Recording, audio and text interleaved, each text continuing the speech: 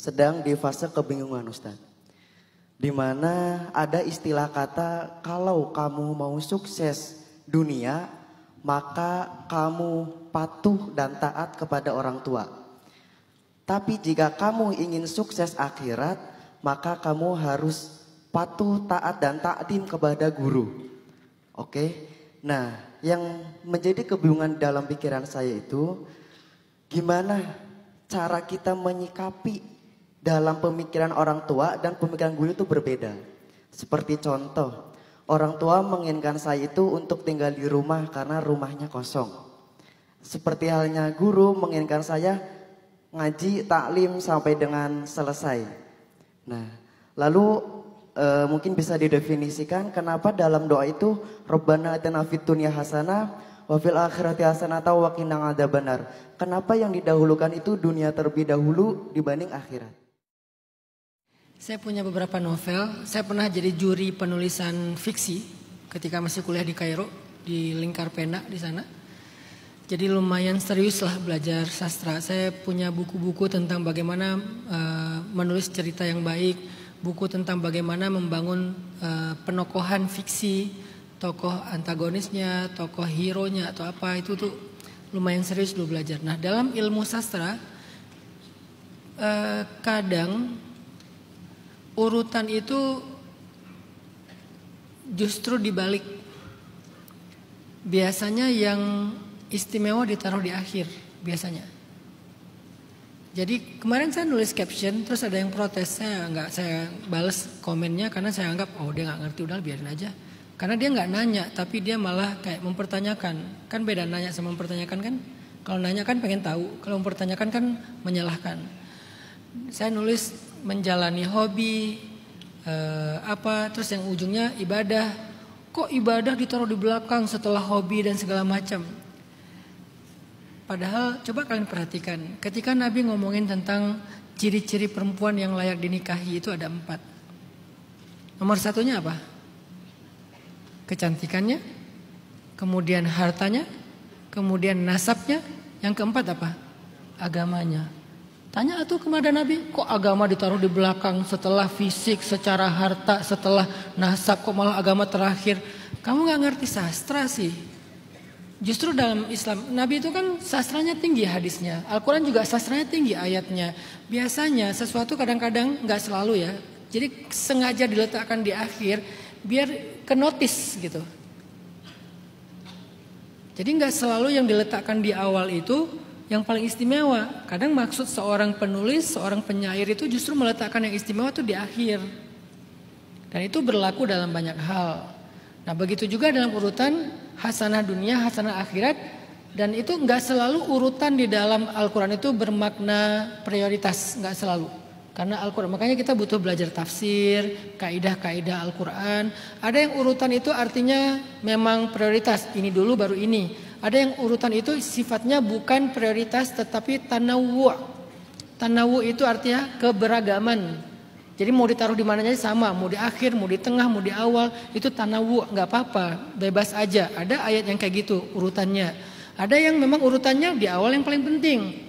Jadi secara berurutan dan prioritas. Jadi kita harus cari tahu dulu maksud dari urutan ini apa. Sama kayak dalam ayat tentang urutan anggota tubuh ketika berwudu. Itu urutan secara fikih, secara tutorial. Jadi harus urut. Gak bisa juga kita pakai ayat itu pakai bahasa sastra, karena itu kan lagi ngomongin tutorial ya. Pakai istilah sastra. Yang paling terakhir itu yang paling baik, berarti saya kaki dulu atau.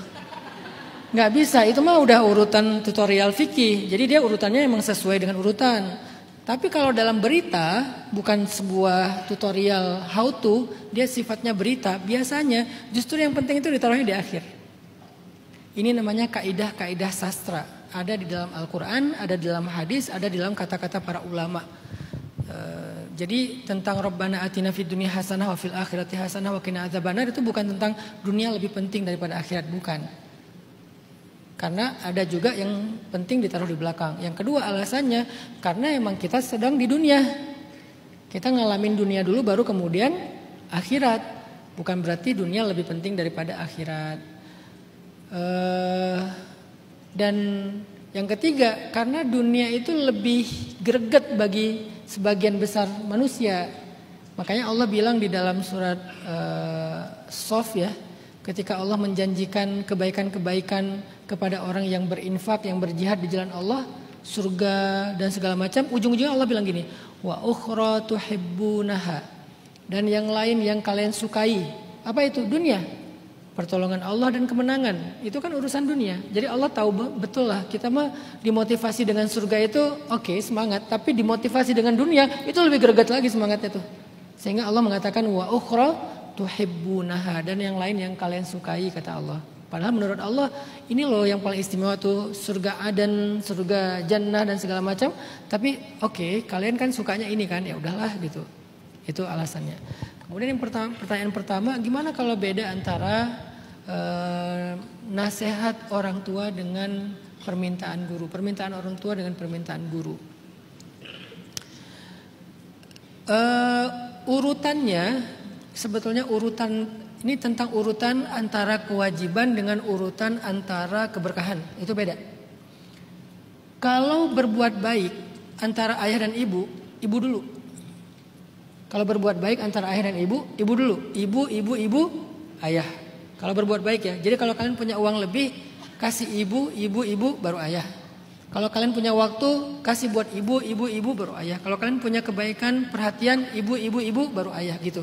Tapi kalau minta doa, ayah dulu baru ibu. Jadi kalau kita mau berbuat baik, setelah kita sukses, ibu dulu. Kalau kita mau sukses, kita belum sukses, ayah dulu. Gitulah nasib kita ya, laki-laki ya. Anak sebelum sukses datangnya ke ayah, setelah sukses datangnya ke ibu. Jadi kurang mulia apa coba perempuan dalam Islam? Masih aja dibilang kesetaraan gender lah, emansipasi lah, segala macam. Mulia banget perempuan dalam Islam tuh. Sebagai istri, sebagai ibu, saking mulianya sampai banyak surat tentang cewek dalam Al-Quran. Ada surat cewek, apa suratnya? An-Nisa. Ada surat curhat, apa suratnya? Al-Mujadilah, itu kan cewek banget tuh. Cowok kan jarang ngomong, laki-laki jarang bercerita. Ya kan ya? Gimana kita tahu dia punya banyak masalah kalau dia udah duduk gini? Lama gini, itu banyak masalah tuh. Dia nggak bercerita soalnya. Kalau perempuan, aku lagi banyak masalah banget nih, kamu bisa bantu aku nggak? Jadi aku ramah, panjang kan curhatnya kan. Bahkan kadang-kadang kalau dia curhat sama temannya juga adu nasib, sama-sama curhat sama dia. Laki-laki tidak bercerita. Jadi kalau misalnya mau berbuat baik, kalau mau minta doa, ayah dulu. Kalau mau berbuat baik, ibu dulu. Jadi ini secara keberkahan, secara kebaikan.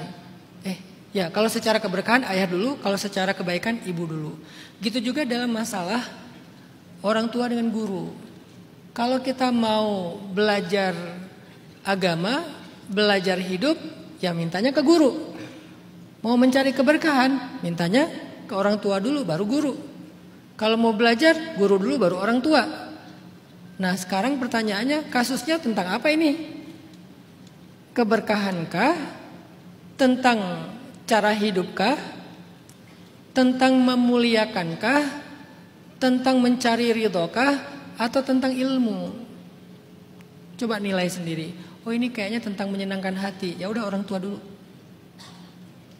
Oh tapi yang satu nyuruh sesuatu yang menyenangkan hatinya, yang satu lagi nyuruh belajar. Nah lihat yang kita pelajari ini sesuatu yang wajib enggak? Yang kalau kita enggak pelajari kita dosa. Misalnya kita belum tahu cara berwudu. Kalau kita enggak tahu cara berwudu, kita enggak bisa sholat. Ketika kita mau belajar menuntut ilmu cara berwudu, ibu kita nyuruh kita jagain rumah dia. Wudu dulu karena itu wajib. Menjaga rumah itu, kalaupun wajib, bukan yang mudorot banget gitu, yang sampai bikin kita nggak bisa sholat. Lihat fiqhul aulawiyat, fikih prioritas dalam hal ini. Jadi pertama lihat ini masalah apa dulu nih? Masalah keberkahan hidupkah atau masalah kewajiban dan ilmukah? Yang kedua, lihat prioritasnya yang mana dulu nih. Mana yang lebih besar maslahat, mana yang lebih besar mudorot. Tapi biasanya nih, sebetulnya hal ini tidak bertentangan sih biasanya. Tinggal kita menentukan waktunya aja.